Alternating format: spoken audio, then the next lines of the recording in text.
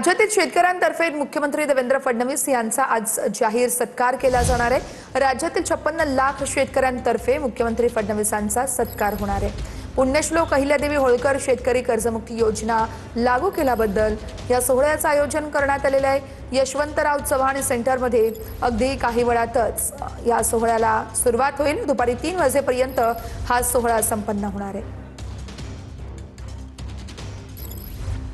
राज्यातल्या महायुती सरकारने शेतकऱ्यांसाठी एक महत्त्वपूर्ण निर्णय घेतलाय, तो म्हणजे कर्जमाफीचा। आणि याच कर्जमाफी निर्णयानंतर राज्याचे प्रमुख मुख्यमंत्री देवेंद्र फडणवीस यांचा सत्कार सोहळा जो आहे तो आज या ठिकाणी मुंबईत संपन्न होतोय। आपण जर पाहिलं तर वाय.बी. चव्हाण सेंटर या ठिकाणी आज शेतकरी बांधवांकडून भगिनींकडून हा सत्कार जो आहे तो सोहळा या ठिकाणी ठेवण्यात आलेला आपल्याला पाहायला मिळतं। राज्य सरकारने 2 लाखापर्यंत जे शेतकऱ्यांचं कर्ज आहे ते माफ करण्याचा निर्णय राज्य सरकारने घेतलेला पाहायला मिळतो आणि त्याच अनुषंगाने मुख्यमंत्र्यांचा सत्कार जो आहे तो मुंबईत या ठिकाणी केला जातोय।